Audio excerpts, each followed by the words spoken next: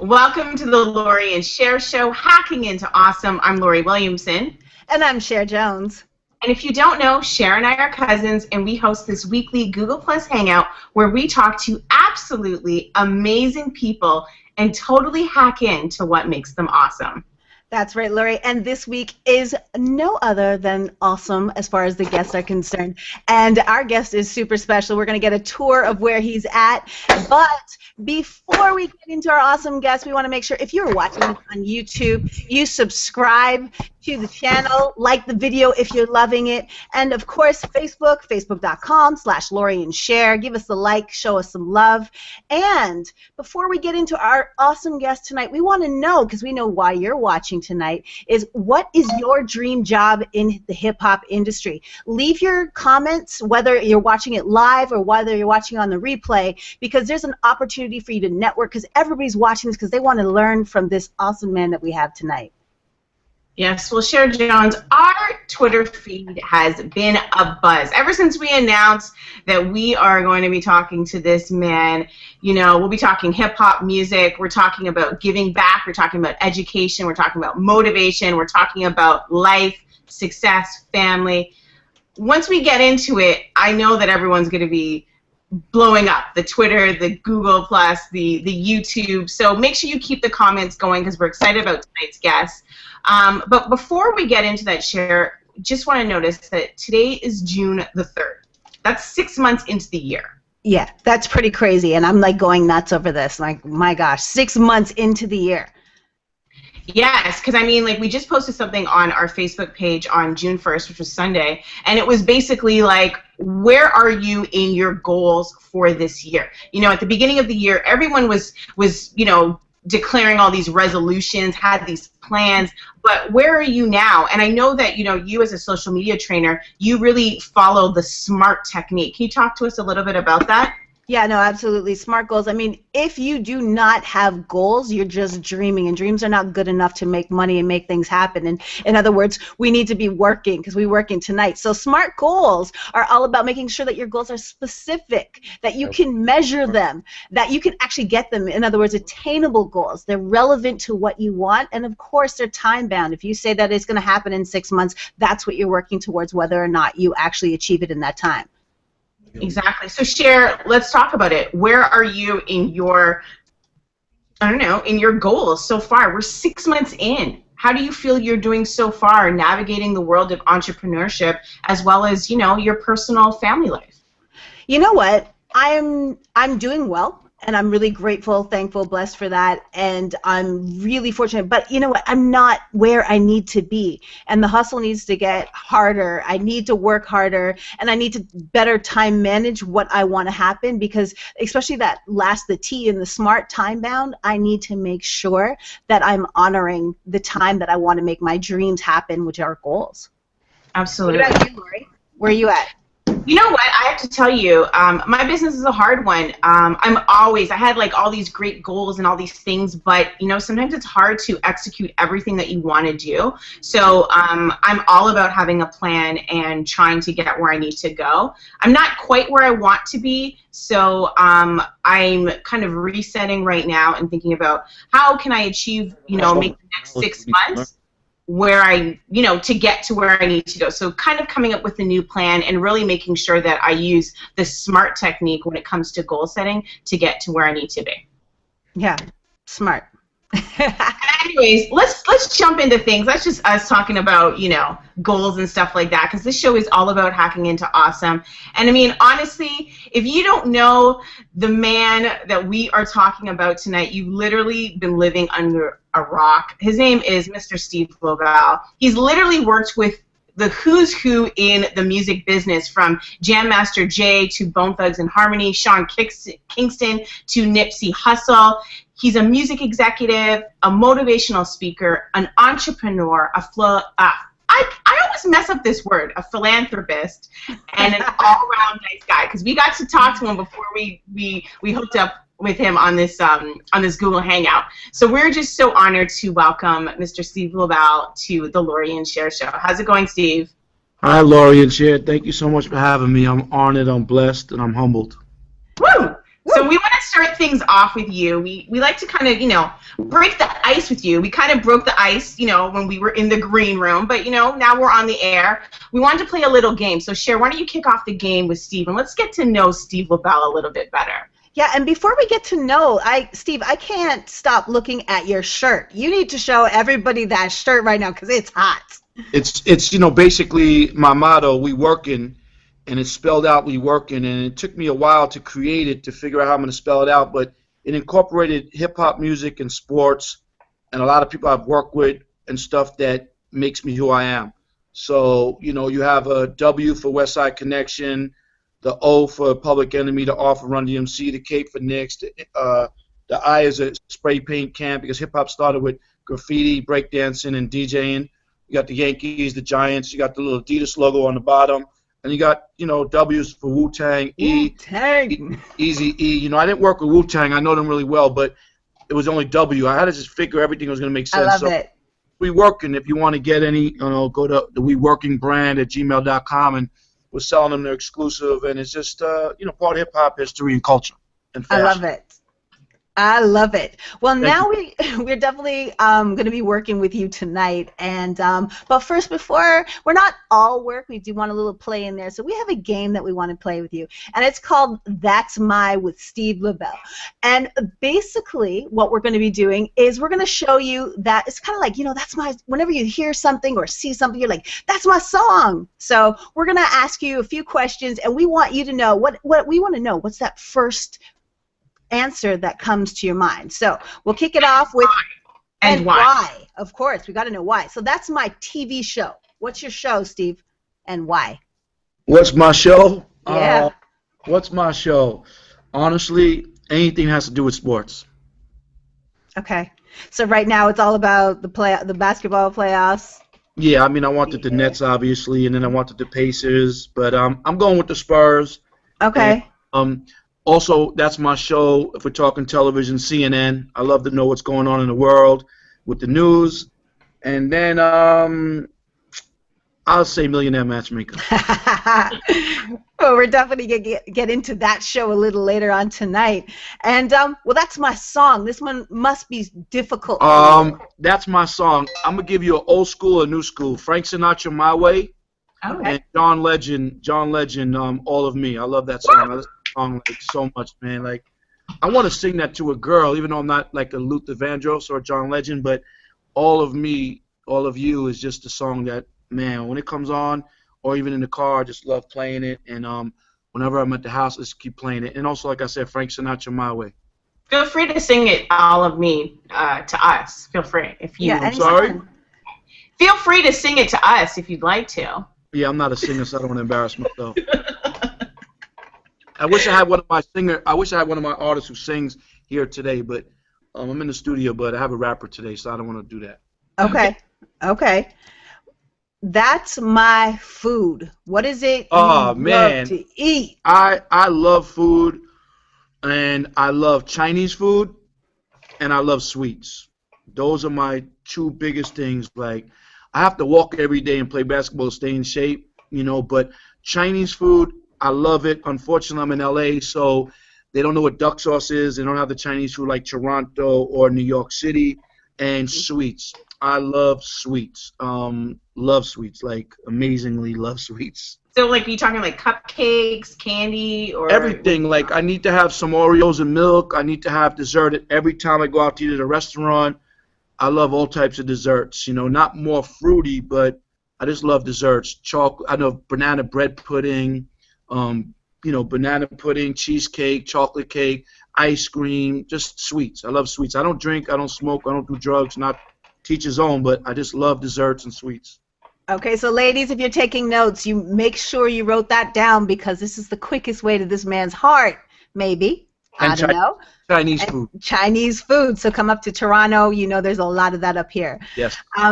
Now, speaking of which, I brought it in. What is that's my ideal woman. That's my girl. That's my ideal woman. Who is that? My mother. Aww. My mother, but rest in peace. She passed. But honestly, we're going to get deep. I wish I could really tell you my ideal woman because I'm not perfect. So no one's perfect. I've never had balance in my life. I was chasing my dreams, chasing money, chasing success, chasing hit records, chasing artists. So I never had balance, so I couldn't keep a relationship. An ideal woman to me is just someone that has integrity, who knows who they are as a person, as a woman, that wants to work, loyal, has personality, because I have a big personality, and someone who's just being themselves, you know? And that's really important. So, again, all those ladies out there, because, you know, I see them tweet at you. I see them, you know, letting you know that they have a friend. I even let you know that I had a friend for you. And, I mean, there's a lot of girls out there that just want to do these things. So those are some good notes for them. I'm humbled, and someone who's got some style, some swag. You know, I like a girl. I like a woman that has some style, you know, knows how to dress. It doesn't have to be the, you know, the top end stuff, but just knows how to dress. Someone who just, someone who's like, could be like me, you know, like has a strong personality, works hard, likes sports, likes pets, likes food, stays in shape. Someone to grow old with, someone who could be my best friend, you know? So you mentioned you got like 3 teams on your shirt, but what's your team? So that's my team. New York Giants. Giants, huh? Yeah, New York. I love football. I'm a football fanatic. I wish we had a team in California. I'm so mad that we don't have one. So I try to go down to the Chargers games. But I'm definitely a Giants fan, a football fan. Like, I know a lot of athletes. I just love football. And then my next sport is basketball. I love the Knicks, and then the Nets, and then baseball, and then hockey. Go Rangers. They're in the Stanley Cup. Right, so that was your show. Every sport that's on TV, you're ready to watch. So it's all good. I go too. You know, I go to as many, you know, games as I can. I love going to games. I wish I had a girl to take to the games. I just went to a Clippers game, a Dodgers game, but you know, it's just hard. But I love sports. That's what I do now more than just work. Because all I did was work. I had no balance. All I did was travel, live out of a suitcase, be in the studios, travel, work. Now I found out that things that make me happy are going to sporting games or watching sporting games. I love to go horseback riding. I love walking my dog in the morning. I mean, all these things sound so perfect. I know, so perfect. That's you, though. That's me. I'm just being honest. I'm like, there's no shame in my game. Like, I come off hard on the outer, but on the inner, I'm a tough teddy bear, you know? So we got one more for you. That's my dream. Only one more? This is a great game. I wish you could come up with some more while we're going. But that's my dream. Yeah. I'm going to break it down in 2 parts. One dream is to see my mother again. You know, I didn't get enough time to spend time with my mother. I wish I could see my mother again and just tell her that I love her. And then the other one is finding the companion, friend, girl of my dreams, and just having a blanket on the beach and having some Baileys and looking at the stars and hearing the waves and having some chocolate something and just, you know, looking in her eyes and just knowing it's real, you know? Yeah. Because, you know, maybe if you caught me 10 years ago or 5 years ago, I'd say my dream is to, you know, get be successful or travel the world or get a house or get this. And I've accomplished a lot of those. So right now, on June 3rd of 2014, my dreams are the dreams I just told you. I love it. I've changed a lot in a better way, not as a person, but just, you know, of my lifestyle. We understand where you're at with that, and it's good that you can say that, you know, that's what you're looking for. You're looking for your life partner, which we'll talk to you a little bit more about, but we want to talk about We Work In. That is your catchphrase. Where did that come from? Tell us where that was from. Yeah, I mean, look, the name of my company is A2Z Entertainment because I do everything from A to Z. And back in the days, you know, it was like every artist I worked with, they got comfortable with me. So they're like, I became the publicist, the security guard, the manager, the tour manager, the DJ. You know, people just get comfortable with you and they just stay with you. So I called it A to Z. And about 3-4 years ago, we just came up with this thing like we're always working. So we're like, yeah, we working, and we just turn into something. So we turn into a motivational tour, speaking tour, and we turn it into a showcase looking for new talent. That we working motivational speaking tour, and that we working artist showcase.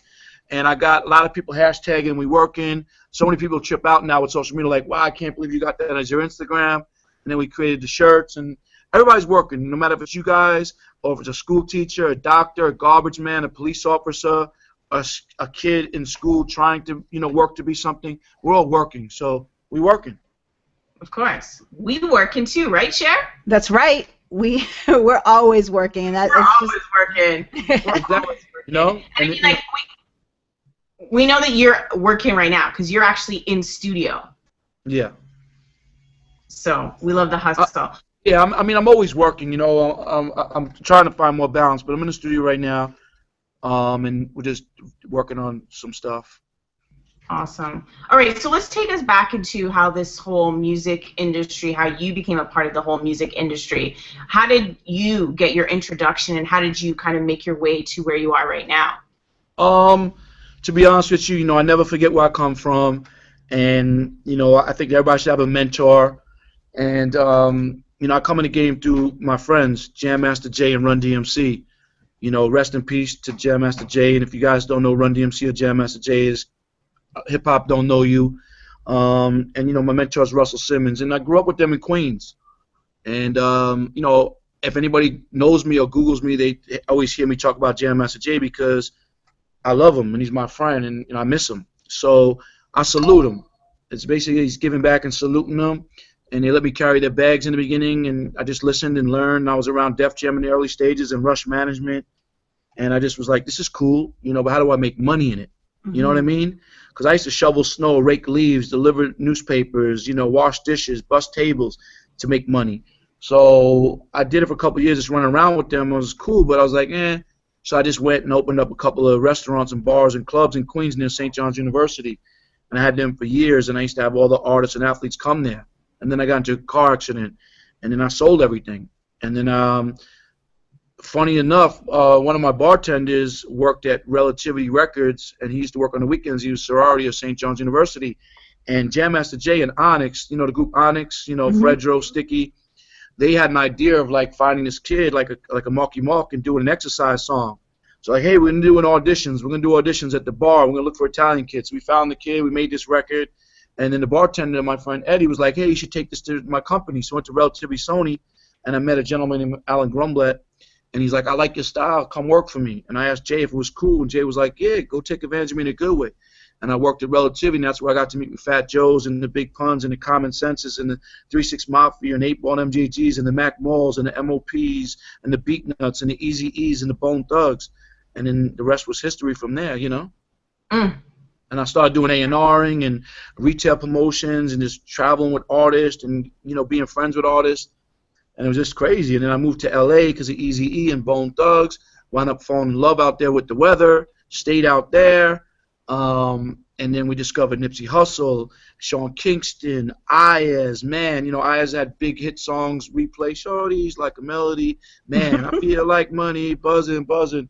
And then Sean Kingston and the Nipseys, and just, we helped YG and DJ Mustard and Ty Dolla $ign. So it's been around, it's been around, and, it's just been a blessing. I mean, honestly, just checking out we were doing our research for you, and it's like just the way that you're just so fluid, and all those names are able to just kind of roll off the tongue. It's like everyone knows Steve. Steve worked with so many people. You have had such a rich history in the music game. Is there any particular highlights that you have, fond memories that kind of really stand out in this journey that you've been on? It's funny because that picture right there is DJ Khaled. Right in the back there. Yeah, that's from 1999 with DJ Khaled. And you see Busy Bone, that's in Hawaii with a shower cap. But, I had the opportunity to work with a lot of other people. I worked with Mariah. I worked with Biggie, rest in peace. I managed Tupac's group, the Outlawz. Tupac's one of the best. I've worked with Big Pun, traveled around the country with him. So, I've worked with a lot of people. I've been part of a lot of people's stuff. You just can't do it all.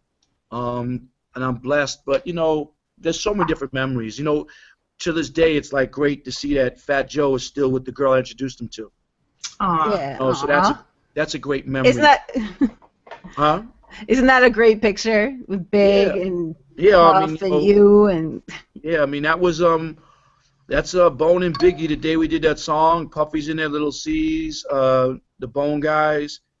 You know, I have so many pictures that are in my photo album that the internet doesn't have yet because I'm putting it in my book. I'm writing a book, but you know, just seeing Fat Joe still with Lorena, the girl I introduced him to, seeing Jam Master Jay's sons now, you know, one of his sons DJing for A$AP Ferg, and just seeing him carry on the father's legacy. You know, there's so many different stories. You know, I've been through so much, so I have so many stories, and I'm writing a book, and I'm trying to put it in my book, and the book's going to be titled "Coach Lasts Longer Than the Player." I mean, seriously, who don't you know? Is there somebody you don't know yet? I mean, to be honest with you, you know, I try to stay in the scene. I try to stay relevant. You know, I feel like I'm a dinosaur, but I'm fossil fuel because I stay relevant. But if I don't know you, they wind up knowing me because I stick out as the white guy, and a lot of people respect me. And if they don't know me, they want to know who I am. But I'm me at all times. I've never changed. I don't know everybody. I didn't know you guys until a couple of days ago. So I'm blessed that I know you guys now. So because I try to tell people we're all the same. We all bleed red, hopefully. We all go to the bathroom, do 1 and 2. We all gonna die one day. We all eat. We all hopefully brush our teeth and take showers. We're all the same. Just certain people have more fame than others or more money than others. So I just try to stay humble because everything goes up must come down. Anybody who knows me knows I'm still the same person, dress the same, talk the same, walk the same. I'm a leader. I'm not a follower. I hear that.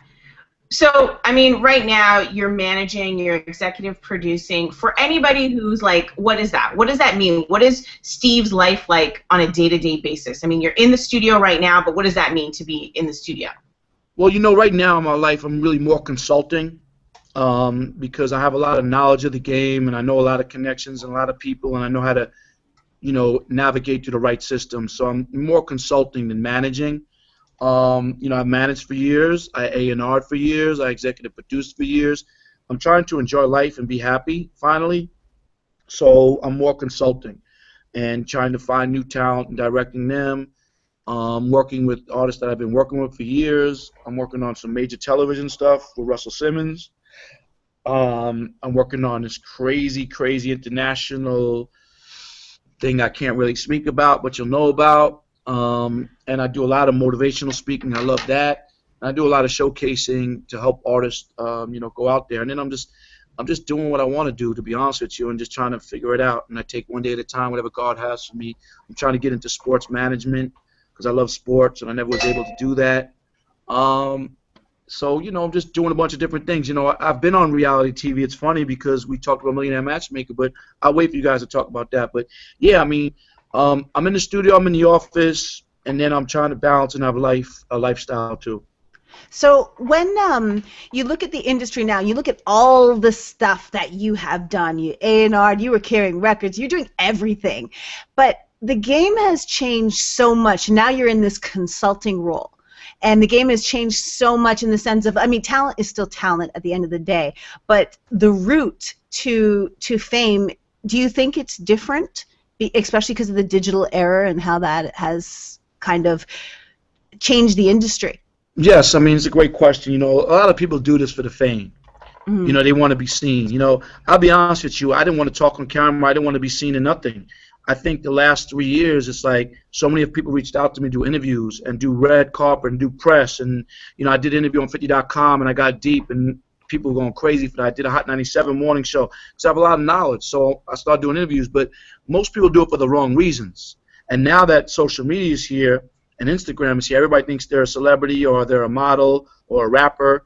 So I've definitely seen it. You know, I come from the days of spending millions of dollars to make a record, spending millions of dollars to promote and market something, getting in a van with Fat Joe, driving around the country to promote his record, to putting up stickers and posters and going to barbershops and clubs and radio stations to promote something, to get people to know who you are. Now it's a press of a button. That Bone and Biggie record, we were in the studio. Now people just send a record through MP3 and they don't even know who the artist is, or they didn't even get to really know him. They're just doing the record with them. So it's like a gift and a curse. You have to know how to use social media, but all the younger generation that use it at least learn about who people like myself are and people in the past are, artist-wise, executive-wise, so on and so forth. Sorry, miss, not every girl is a model because you're on Instagram with 100,000 followers. If you're not with Elite or Ford or Wilhelmina, you're not really a model. I'm sorry. So it's like I said, it's a gift and a curse. So, I use it in a good way. It's changed because we used to do grassroots. So now I mix grassroots with the new way of it, and I try to, mend them too, and that's how I promote stuff. And we have a question from Oliver Taylor because you seem so accessible. You seem so open. You're on there on social media. You're commenting and responding to people. So he's like, how do you get in touch with Steve Lobel? How do you get in touch with them? Because they want you, of course, to take a look at High Rock Records, and they're grateful to be able to ask this question to you. So how do they get in touch? Listen, I'm accessible to anybody because I'm not God. I'm just like you. I'm anybody. I'm out all the time. I'm in clubs. I'm in parties. I'm in the streets. I'm everywhere. I'm a street dude. I'm very approachable, accessible. If you disrespect me and you approach me wrong, I'm going to check you and let you know because I live off of respect. And I don't need 100 people with me. I don't need security with me. I always have someone with me, but that's just my people with me that are around me. But I'm approachable. Anybody who knows how to get me, just go on my Instagram and you'll see my email. Go on my Twitter. It's so easy to get. Back in the days, artists have to get on a Greyhound bus, get in a car, get on a plane to come and stand outside a record company to meet people like myself and my peers to talk to. It wasn't, oh, let's text them or let's hit them up on Instagram or hit them on Twitter. No. So I'm so accessible. And I'm humble, like I said. But it's the way someone approaches me is the way that's going to get my attention. If you approach me like, yeah, let's get some money together, or, yo, hear my shit, I'm like, hold on, don't talk to me like that. Come and approach me like I would approach you, like, hey, how you doing? How's everything? I have people that are my family and dear friends, and they don't even hit me and say how I'm doing. They just be like, oh, do you know this person, or can you do this for me? I'm like, damn. And sometimes it's like, I wish sometimes, like, wow, why did this happen like this? Because at least check on me, make sure I'm okay. Like, I could be lonely. I could be going through something. I could have something going on in my mind, a problem. It's hard. I don't have a lot of people I could talk to about my personal life and my personal business. That's why the dog is my best friend. I talk to the dog. Anybody can get in touch with me. Anybody. And that's true because you know what? We actually reached out to you via Twitter. So that's just testament that you are accessible and you do make things happen. So definitely approach him right. And I mean, I think hopefully we approached you right, and that's why you're on the show with us tonight. Yeah, you guys approached me professional and you followed up. Follow-up is the key. This is what I tell people, how I became successful. Organization, communication, common sense, which we know common sense is not common, never taking no for an answer, and following up. And that's key. I mean, like when you think about that too, and you think about how people are branding themselves. We talked about those models on the on Instagram and Twitter and all that stuff. And it's like, and then they reach out to you, and then you look back and you see who's reaching out, and you're seeing, wow, that's behind you. How can I even trust that? Or how can I think that you're going to be professional by the way that you're acting online? And how key is that when you're investigating new talent as far as their? I mean, I know what's real and what's fake. And to be honest with you, I don't trust nobody. You know what I'm saying? Because I'd rather you fear me than love me. I know who loves me. And at the end of the day, like, it's hard to trust because everybody's coming at you to get into to your circle, to meet people, to benefit from you or bring the music. And then you go do a show called Millionaire Matchmaker and you're so-called millionaire. It's like, okay, wow, like, okay, they know you got money. And at the end of the day, I judge people for this. Everything else doesn't mean nothing. This Rolex don't make me. My car don't make me. What makes me is me, being myself. So it's hard. It's a gift and a curse, like I said. You're an entrepreneur, obviously, and it's not easy. I'm assuming that your road and your journey in this music business hasn't been easy. Have you ever wanted to just quit it, say, forget it, I don't want to do this anymore? And if so, what was your reason to keep going, to be where you are? Nothing's easy in life. Patience and sacrifice, I always say this, equals success. Everything goes up. It takes time to be built. Like I said, I just love to work, and I started shoveling snow, raking leaves, delivering newspapers, busting tables, because I wanted the sneakers or the bicycle. My dad was like, go out there and work. There's many a times that I wanted to say, F it. You know, I lost my mom. I want to say F it because I was going through a bad time in my life. You know, you deal with a lot of bullshit in this game. You know, 90% of people are fake. You know, they say you're going to do something, they don't do it. You know, all I got is my word and my balls. Everybody knows me, knows I keep my word. So there's many a times I wanted to walk away, and I still do. But because of my mentors and because of Jam Master Jay and because of my passion, and I love helping people, I continue. You know, you ever been in a circle with people and they just don't introduce you to the people, but you're with them? Mm. I'm the type of person, like, I'll introduce myself, and then I'll never talk to that person again. I'm like, they're just intimidated by me or they don't want me to know anybody. Anybody who knows me in my circle, I introduce them. I put people together. I let people get people's connections and grow. And I get a lot of flack from that. I get people mad at me like, yo, why are you doing that? Why are you doing that? Because that's what you're supposed to do. Connect the dots. I'm a dot connector.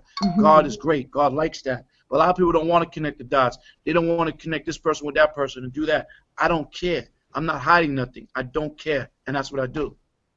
And you guys, if you guys are watching this right now, whether it's live or later on, make sure you're commenting below because this is an opportunity for you to network with those who are interested in Steve and his knowledge and his insight into the game as well. I mean, if you're here because of Steve and you want to learn from him, there are other people who are just like you who are here to network, to learn, and there's an opportunity to get connected. And Steve's talking about networking, and this is a great way because there are people who are doing what you're doing. And there's ways that you can leverage this chance and get connected online because, I mean, we connected with Steve. He's on our show, so you never know what's going to happen when you're out there. And, Steve, I just want to give you a quick comment from Ask Dr. Renee. She says that she remembers seeing you on Millionaire Matchmaker, and you just seem like one of the good guys in the industry. So that's just from Dr. Renee showing you some love out there online.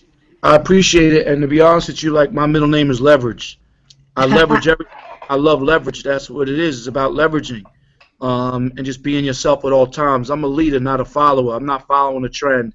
I'm not following what's in at the moment. You know, like I said to you earlier before we started rolling, I'm not cocky. I'm just confident, but I am intimidating because I come off hard, and that's how I am. I don't really smile a lot. My persona is, but I'm not trying to be. That's just me. But I'm really a tough teddy bear. Like, I got a big heart. Anybody knows me will tell you Steve's got a big heart. And if you saw me on Millionaire Matchmaker, that's me.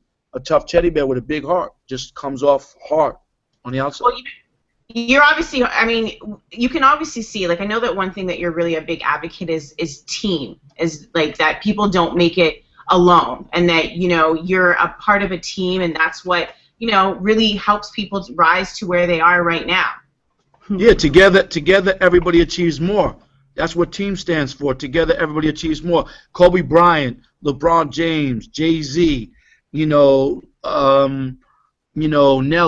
Justin Bieber. You can't do it yourself. You got to have a team. Together everybody achieves more. You guys got a team. You're not just doing this yourself, you know?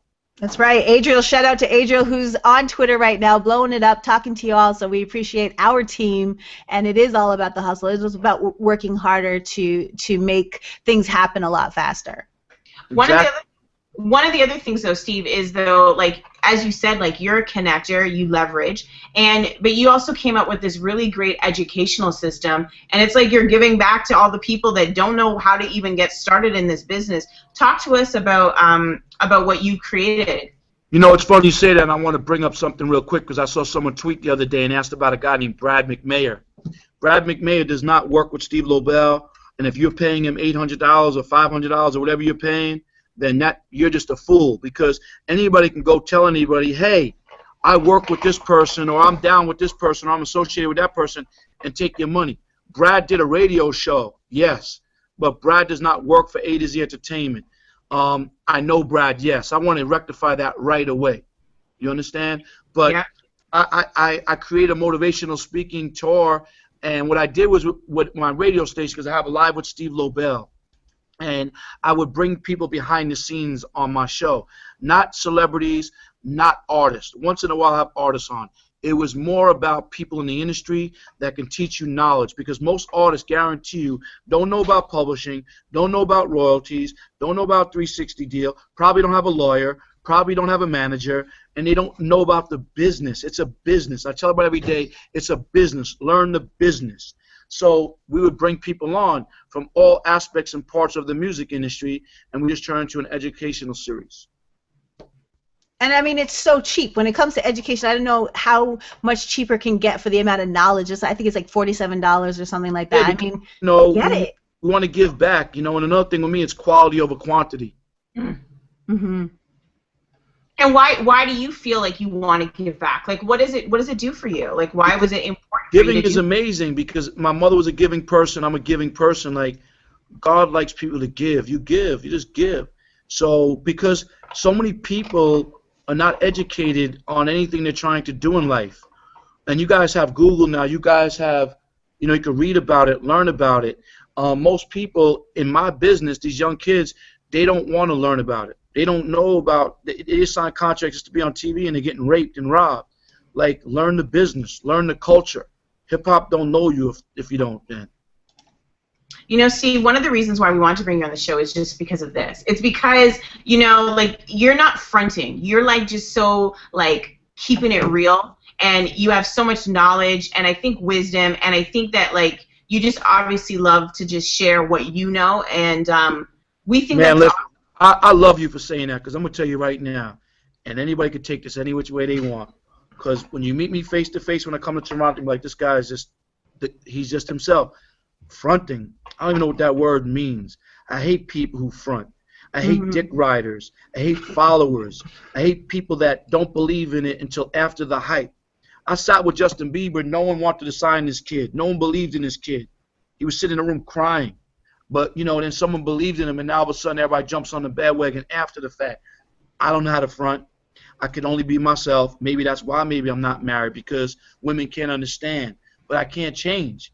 I have to just be myself at all time because I live off of loyalty, integrity, principles, and morals. So I love that you say that. I don't front, but unfortunately, a lot of people are fronting. Yep. And I mean, you said something too about believing in Justin Bieber, and then also I saw you in another interview where you were talking about Nipsey Hussle, and no one was believing in him at first, and you took a chance with this brother, and people were afraid of him. Facts. It was probably 05, 04. A friend of mine, through a family member, came up from the penitentiary after 14 years. He's like, I'm from Rolling 60 Crip neighborhood, South Central. I'm like, all right. He's like, I want to get in the music industry. Got some artists. I'm like, all right, cool. It's my partner, Big U, and he brought me artists, and I just kept listening to artists. And I got this tape with Slauson Boys, and I heard this kid, and then I was like, I need to see what he looks like. We had to go to a liquor store to get a DVD and pull it out with a hanger. And then I was like, wow, this is a little Snoop Dogg. And I believed in Nip, and Nip will say it. It's documented on YouTube. I was the first one shouting him out in the music industry. I took him to every label. He has a song called Keys to My City. In the third verse, he's like, everybody passed. I took him everywhere, and they were just followers, and they didn't believe, or they were nervous. And I believed in him, and I put my own money up, and I sacrificed a lot and did all this stuff. And now 8 years later, he's a hot rapper. I love Nip. I don't work with him, but no more. But that's my little brother. Unfortunately, things happen, and I didn't choose sides. But at the end of the day, we just parted ways. But when a man calls me and says, Steve, thank you for helping me and feeding my daughter, that's all I want, because I don't want to be in part of everybody's day-to-day business. I don't want to babysit. I want to have a life. So I bring people in the game, I direct them, I help them, I believe in them, and then they go on to become successful, and I smile. I'm like, damn, now all you dick riders want to get on, all you followers want to get on. It's cool, but it's just a fact. It's facts. If it's not a fact, I wouldn't be speaking about it. It's facts, And it goes down to a lot of things. YG is the hottest rapper right now. He was gangbanging on Twitter to a Power 106 radio station DJ, and I had to get in the middle of that, and next thing you know, his record got played, and his career took off with Chewed and Booted. It's facts. DJ Mustard, the hottest producer in the game. If you go on my Instagram, I was just with him, DJ Mustard, YG, and Soulja Boy. At the end of the day, we help DJ Mustard. We help people. I'm helping Soulja Boy right now. He's a great young kid. He just needs structure. So, that's what we try to do. We try to offer structure and help people. Unfortunately, most people just want to jump on something at the moment and hate on the next person. Or, I tell people all day long, I'm cheap, but I'm not greedy. It's a big difference. It's a big difference. I'm cheap, but I'm not greedy. Think about what I'm saying. I can break it down if you don't know. Break it down for us. you could go on a first-class flight that might cost $6,000, but I can go pay $500 for a flight, and I'm sleeping on the red eye to New York, and I'll take the balance of that $5,500, and I'll go invest that into something or go help someone with that. Right. You understand? I I'm not exactly understand. Not greedy because I'm a giver. I share, open doors. You understand? So that's my acknowledge of that. And so something else that I noted when you were talking about Nipsey, just as far as it took 8 years, like there is no overnight success. Like, you know what I mean? And I'm seeing this more and more, even in our own lives, in our own careers. It's like all of a sudden you wake up and you feel successful, but there's like, 5, 10, 15 years behind you of hustle in order to get to this point. Do you see, is that truth when it comes to hip hop? There is some. There is some. Iyaaz, he was grinding for a sec, but then he came out with big records and he traveled the world, made a lot of money. He didn't put in, that much work. It's different comparisons. Like I used to work with Ariana Grande, way before Scooter Braun is managing Ariana Grande. I used to work with her, but the mother wasn't ready, and now she's successful. So I was on that, but unfortunately things didn't work out. So much stuff I see in the beginning, I'm working with it, and it takes so many years, and then sometimes you just have to walk away because you're like, how many more years could I put into it? Or how much aggravation or how much time and so on and so forth. So, and then it becomes successful. So it takes years to become successful. It took me years to be successful. And I'm telling you, my life changed when I buried my mother and I turned around and saw who was there for me. So now I'm like emotionalist and I worry about myself and I try to have balance and enjoy my life because there was a rude awakening when I lost my mother. I can imagine. But let's just take it down and let's just talk about like Steve and like one of the things that I kind of hear. I mean, we saw you on A Millionaire Matchmaker. So for anyone who hasn't seen Steve, he appeared twice with Patty, trying to get hooked up. What was that experience like for you, Steve? I mean, let me just tell you again, believer, leader. We did reality TV in 2004. It's documented. Missy Elliott, Road to Stardom. UPN, CBS every Wednesday night. Mona Scott, the executive producer of Love and Hip Hop, it was her show with Missy Elliott. Mona's a dear friend of mine. Unfortunately, these young kids just know her from Love and Hip Hop. Just like Stevie J. Oh, he's such a buffoon. He's so ghetto. He's on Love and Hip Hop. But Stevie J was one of the biggest producers. He shot and performed and produced that Bone and Biggie record that you showed the picture of. He's in the picture. So we did a show called Road to Stardom.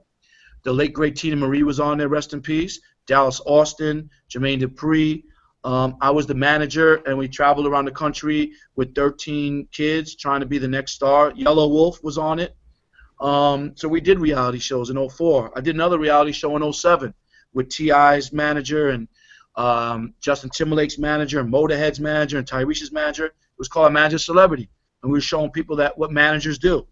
So I did that.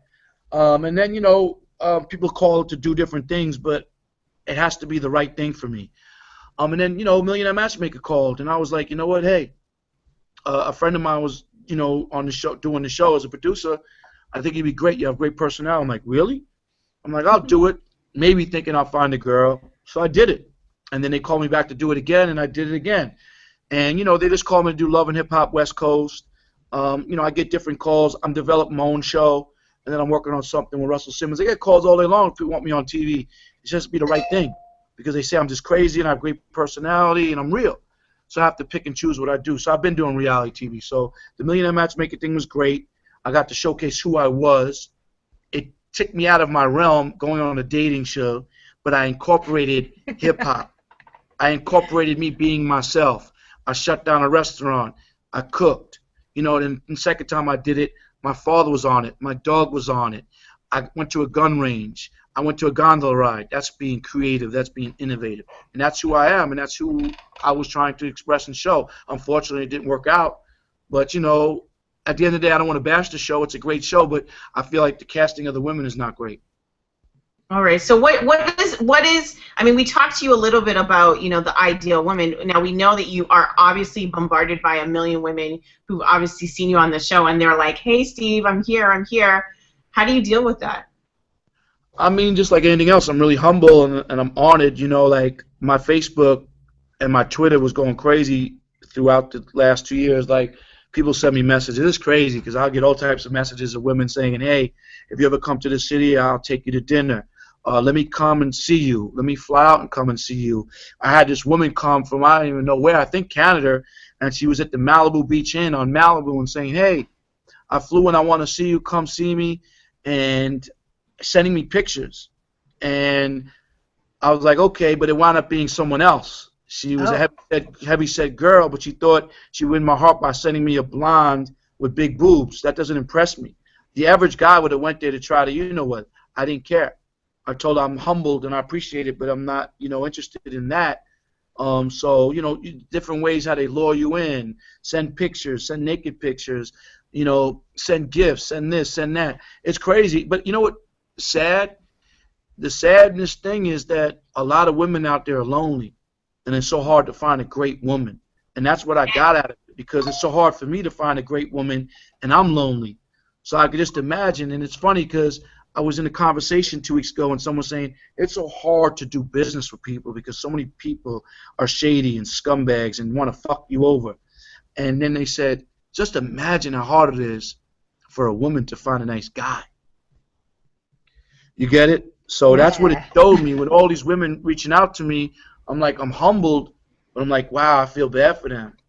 So, it was a great experience, and a lot of people reach out to me and through Twitter, social media, Facebook, Instagram, saying that they saw me on TV and they would love to take me out. They would love to come see me. Some did, but I never went to go see them in the hotel, and so on and so forth, Well, like Dr. Renee said, you're one of the good guys. So as women, we can appreciate that as far as your humbleness and your attitude towards, like, you could take advantage of any one of these women and you choose not to. And I mean, that's what makes you even more attractive, and it opens the floodgates. I never did.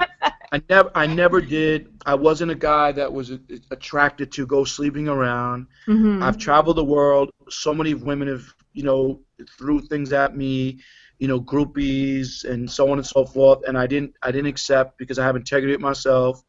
I do a lot of motivational speaking. I tell young girls, keep your legs closed and have some integrity to yourself. Just don't give yourself to just anybody. I was in a relationship for 5 years. I was in love unconditionally. I would have done anything I could have, but I didn't have the balance. And to be honest with you, I never cheated on that woman once. For 5 years. I just believe in karma, and I didn't want to do that. And you know what? Sometimes they say that nice guys finish last, because I know a lot of men that cheat on their girlfriends, their wives, treat them like shit, talk to them like shit. And I'm like, wow, these girls love it. But I'm not going to change just because of that. So maybe I'll be lonely for the rest of my life. I don't know. I doubt it. Don't say that. Don't put that out to the universe. You know what? Say that you're a woman. I'm being honest with you. I'm just being honest. And like right now, the closest thing to me is my little dog, Dior. And when they say the dog is a man's best friend, trust me, from me, I had to learn that. In the last 3 years, that dog has been my life and my best friend. So. Well, remember, I told you I have a girl for you. No, I appreciate Toronto, that. And I appreciate that. she's all that you can imagine. She's awesome, and she has a dog that is her life. So I can already see her dog Bear. I emailed her. Okay. I told her that I was on the show and stuff, but whatever God has in store for me, mm-hmm. and blesses me with, and He's blessed me with life just now for years and years and years, my whole life. Let's see what happens. But let's do it. I'm not perfect. I think the biggest part of me that's not perfect when it comes to a relationship might just be that in the past, I worked so much and I'd be tired, or I didn't communicate the best, or I traveled a lot. I didn't have no balance. So I've made some changes and stuff, So you talked a bit about your, going into schools and talking to girls about keeping their legs closed, talking about kids about, focus and work. And tell us a little bit about what continues to drive you to get into this speaking tour. You're going into high schools, you're going into junior schools, and you're talking to them. What is it that makes you want to keep on doing this? Because this is, this is outside of music. This is you just giving back. Well, to be honest with you, when my mom passed, I was down. I keep going back to that, but I want to do something different. And then someone called me one day and said, hey, I do motivational speaking in schools. Do you have any artists that come out and perform? And I was like, wow, this could be a great avenue for an artist to break because there's hundreds of kids at these schools. So I said, no problem. So I brought one of my artists at the time, Mann, who had a big record buzzing out, and he went to perform. And the next thing you know, I was like, well, this is cool. Like, you want to speak? And I started speaking, and I freestyled it. And I talked about, racism and stereotyping and bullying. And like I said, if you're a young girl, just don't open your leg to this anybody and have some integrity. If you're a boy, a gangster, a man, a fake thug, a wannabe thug, and you have a boy or a girl, you have a child, and you're in high school, be a man and take care of your child. So I just started doing that.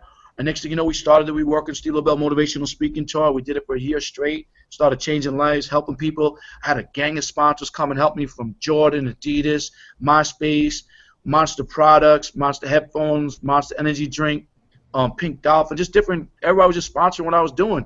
I was touching people. I was changing lives. I was helping artists break careers. And that's when I even came up to Toronto last year and I spoke.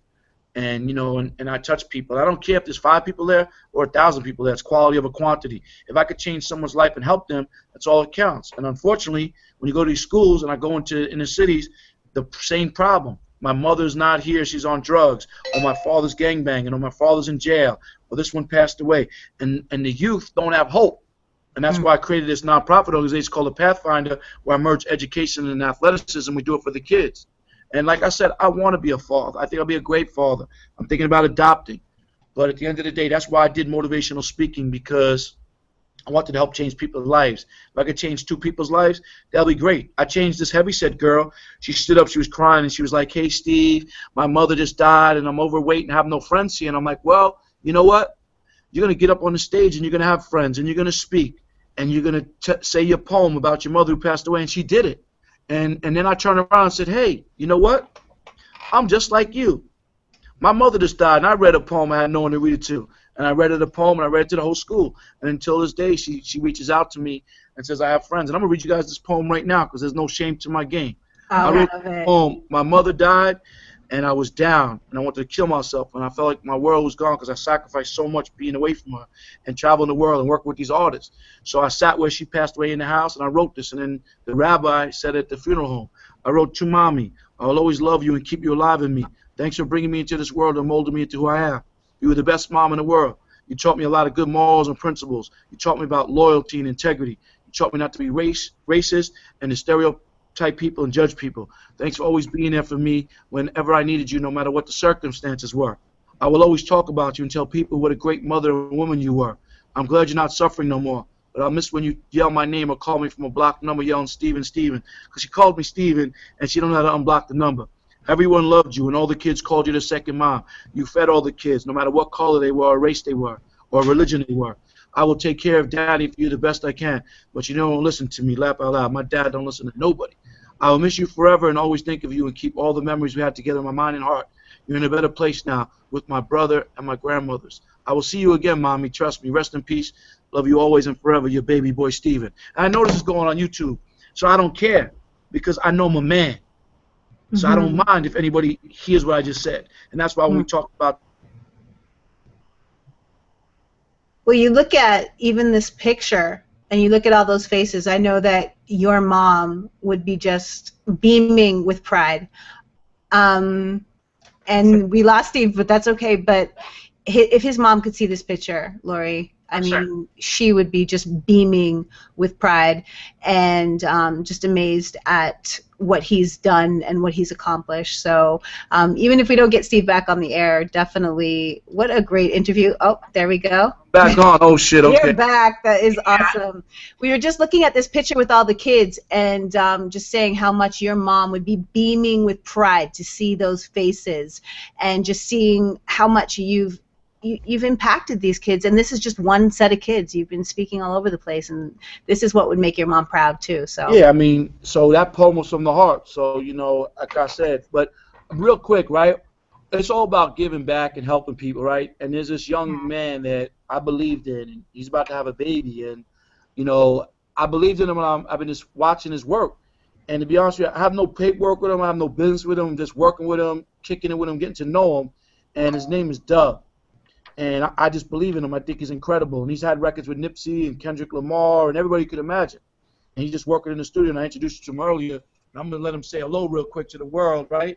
Yeah. I'm gonna let him spit something. I'm gonna let him spit something real quick. Spit something, Dub. Get in the camera and spit something. so they know. And just so you know, anybody who's watching, he'll tell you his Twitter, his Instagram after, but I just believe in him, and that's all that counts. I don't care if no one else does. Do you double the middleman in the huddle? I swimming and never cuddle. Your chick get left in the puddle. Next morning she texts my phone. Never get a rebuttal. I give her the piece. We ain't together. She feeling puzzled. Jigsaw, the kid raw. About to blow the lid off. Top off the Rari while we party down Crenshaw. I'm jumping through the lanes like leapfrog. Got a lot of horses, baby. Giddy up. He hot. Body of a stallion. She straight from an island. And she get violent. Need a moment of silence. Baby girl killing it. Dividends. Do it for my benefit. It ain't about the paper, baby. I ain't really in it. Told you about a year ago. Don't be acting innocent. It's about to get ugly like a gremlin. Hideous. What's your Twitter and Instagram? You see I'm serious. You think otherwise. You delirious. Look. What's your Twitter and Instagram? My Twitter is at isdub. That's ITZDUBB _ isdub for the Instagram. Isdub.com is the website. See, so I'm just giving an opportunity because I'm working with him right now, and I just believe in him, you know. And shout out to my man Eric Tucker and Critical that are tuned in. But you know, I'm taking this artist and just working with him and just seeing what happens, you know. We love it. Steve, you know what? Like, when Cher and I, we always talk about this. Whenever we have, like, guests on the show, we always are like, you know, there's a reason why. It's not because, oh, you're a celebrity that we want you on the show. Because we're like, you know, we want people that are real. We want people who are doing awesome things, who are awesome people. And I know that you said, like, before, you weren't really in the forefront. And now, you know, in the last couple of years, yes, you've come out in the forefront. And I think the world is even more blessed for that because I think, like, you know, how candid you are, how real you were was just sharing the poem about your mom. And, you know, you've just been so open in this whole conversation. And I think, like, you know, we talked about music in general, but we talked about life, we talked about success, and I think, like, you know, our show is just blessed to have you because we love that you've been so open and that you keep it so real, that you're so candid with everything that you do. So, I mean, we want to say thank you so much for coming on our show. We also want to know what... No, Go ahead. No, keep going, sorry.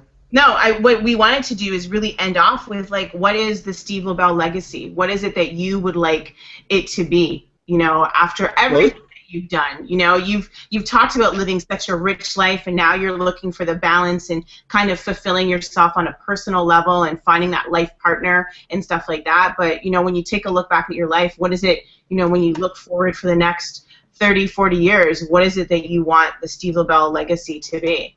Right. Well, first of all, you know, I appreciate you having me. And like you said, like, you don't front. I don't know what that word. I can't front.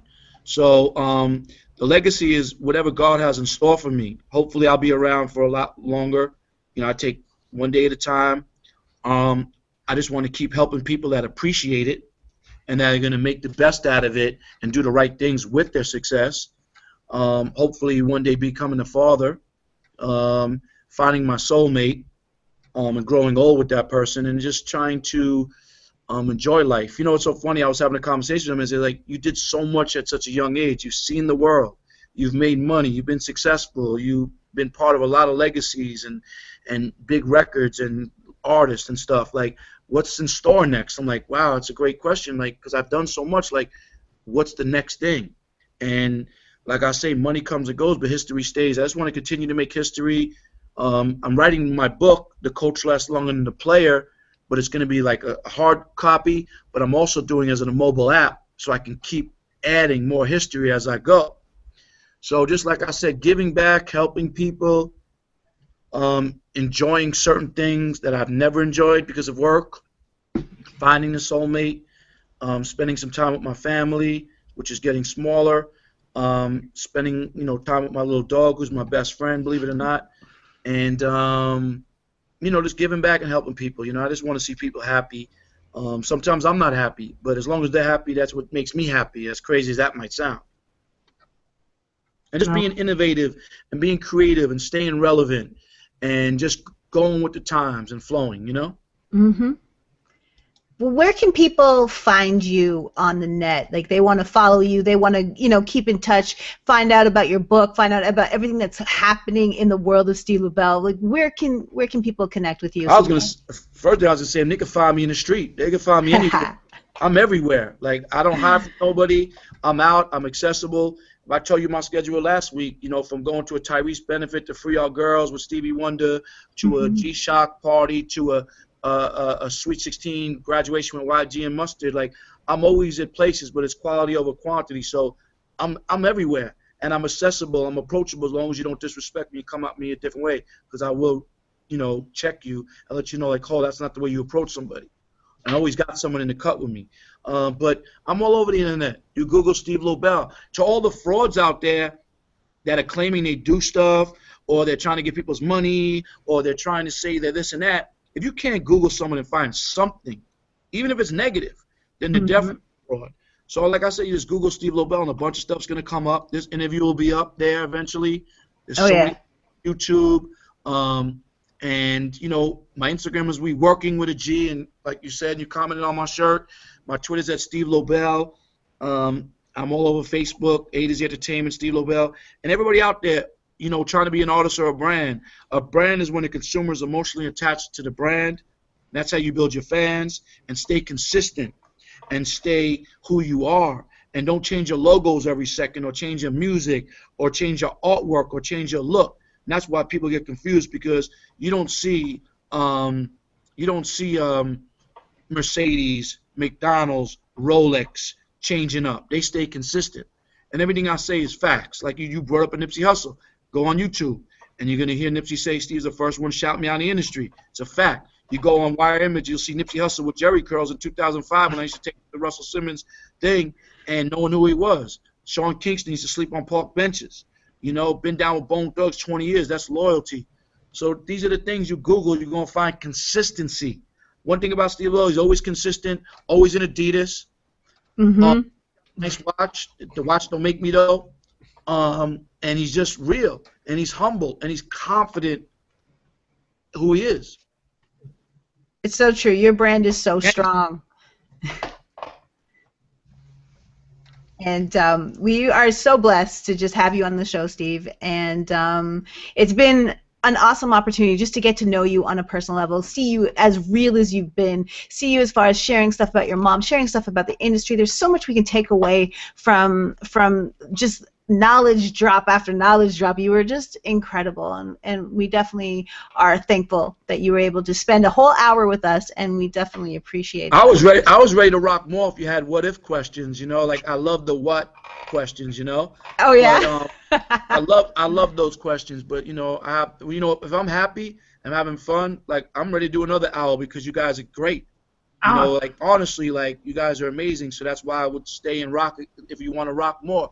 But I'm coming to Toronto for the Oval Fest, and I'm coming to speak. I come there once a year, so maybe we can link up, get some Chinese food, For sure. But I love Toronto. There's so many beautiful women that hit me up from seeing me on TV that want to do things with me, including Joanne. But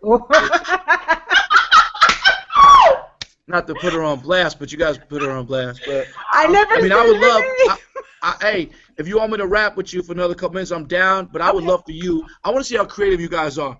So you guys were asking me the what questions, right? Yeah. Give me 5 more, and then we're gonna wrap it up, because that was just amazing, Okay, I'm glad you like I like that. creative people, and I do a lot of interviews. This is creative. Thank you very much. We really appreciate it. And it ain't bad looking at 2 beautiful women. I know you got one of you are married, but it's still good to look. Okay, exactly. Just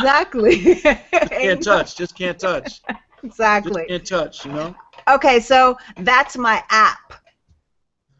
What's That's your my app? Yeah, what's your app? Like, what's on your phone? You're using it. What's your app and why? Yeah, I can't front and lie. So I ain't got no app, because I'm on a BlackBerry still. Oh, I don't got no app, so I'm sorry. I'm not gonna front. Everybody tell me get an iPhone. Everybody tells me get an iPhone. I'm like, I'm an old school type of dude. I'll get it eventually, but I like my iPad and I like my BlackBerry, so I have no app because I'm using BlackBerry. So I ain't gonna lie to you. I can't front. Okay. Lori, do you have a what's my? That's my. Come on, Lori. Wow, you know what? And I'm usually one of those people that like comes off like this. I want to know, what's your favorite vacation spot? Yeah, so that's my spot. To be honest with you, I don't want to blow it up, but if I'm staying local in the United States, Santa Barbara is amazing. I'm not going to tell you the resort I go to, but Santa Barbara is amazing. Hawaii. Hawaii. I've seen the world and traveled the world, but I won't say vacation spots. And then Bora Bora. Really? Did you go with a woman, at least? I haven't been on a vacation in a long time. I need a vacation. Last time I really vacationed was when I was in a relationship and we vacationed. You know, July 4th weekends, Memorial Days, Christmas, stuff like that. But I'm missing that. I love doing that type of stuff and just getting away. But everything I've traveled and did around the world was always with an artist or a client. Okay, what if you weren't in the music industry right now?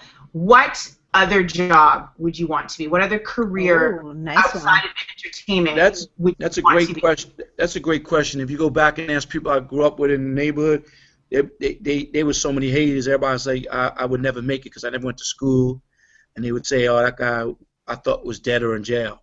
You know, and I've never did drugs. But, you know, I had a lot of people that envious of me and jealous of me because I was just always working and getting things that I wanted by working. You know, I didn't want to rob someone, steal from someone because I didn't want to lose my freedom.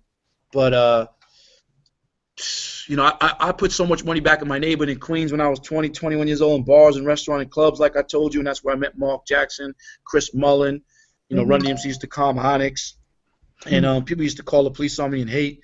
But if I wasn't in the music industry, I wouldn't even know what, I don't know. Like, you know what I loved? Sports, and I was playing baseball and football, but my dad used to always tell me if I wanted things, I had to go work.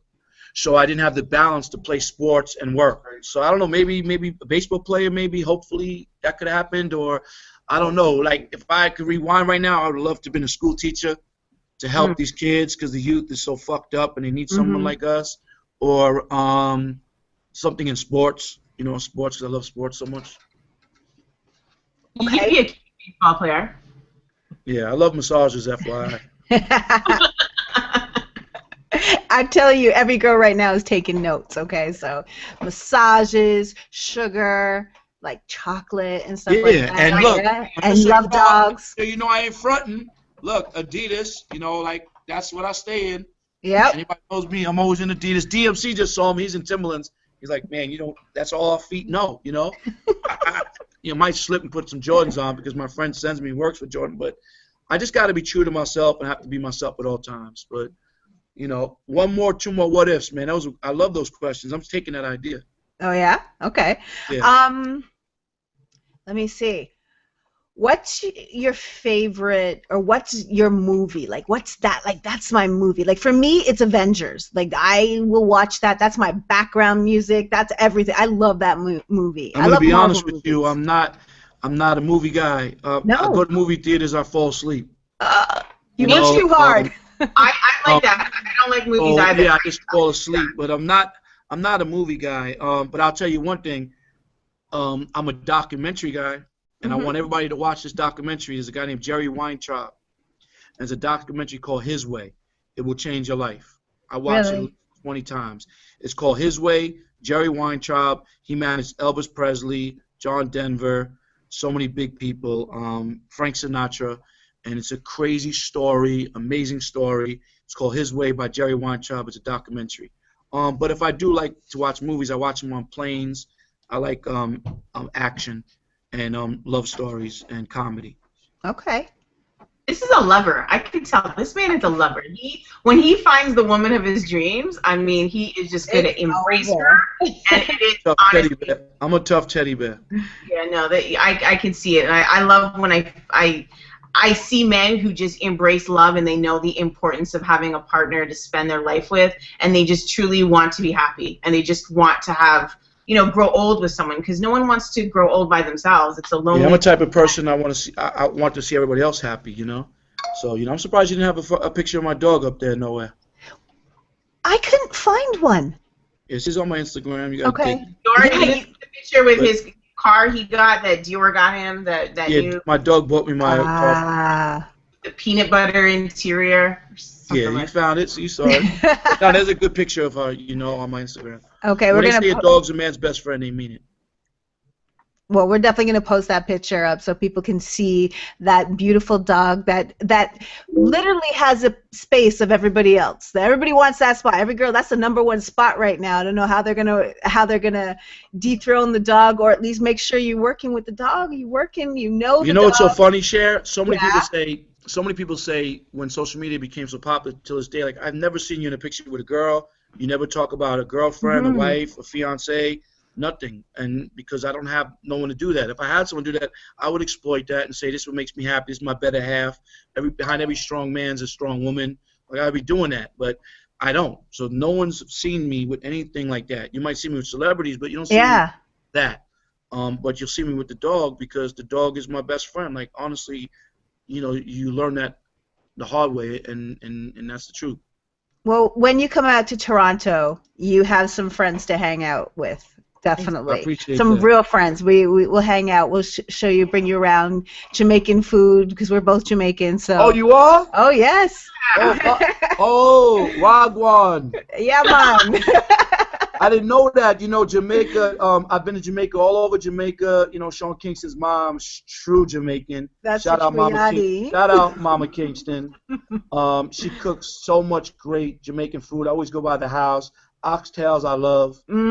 Jerk chicken. I don't like too much spicy stuff, but I love oxtails. I didn't know you guys were Jamaican, but I've been to Jamaica numerous amount of times. And that's a blessing. I also go to the Virgin Islands because Iyaaz, the pop singer, he's from Tortola. So, okay. Yeah, I love the Caribbean and stuff. Yeah. Okay, so you got friends in TO. I mean, you already had friends, but now you got 2 more. So exactly. Yeah. Make sure you hit us up when you get up here. No problem.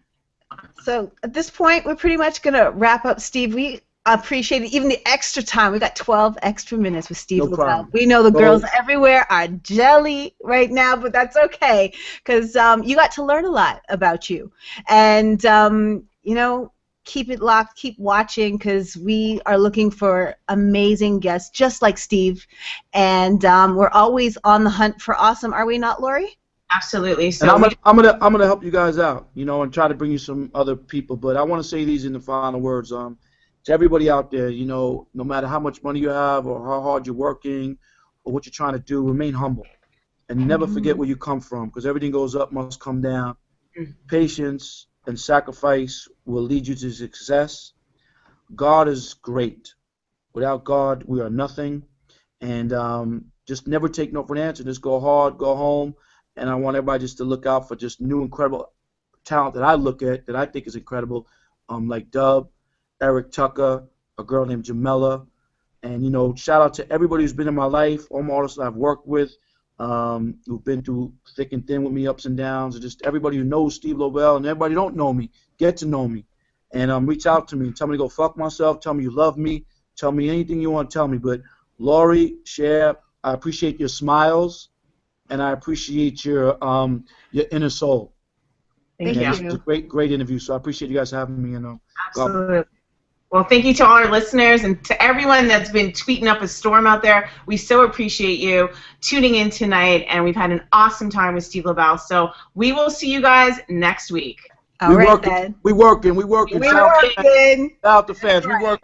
We working. Peace and love. Peace and love. We working.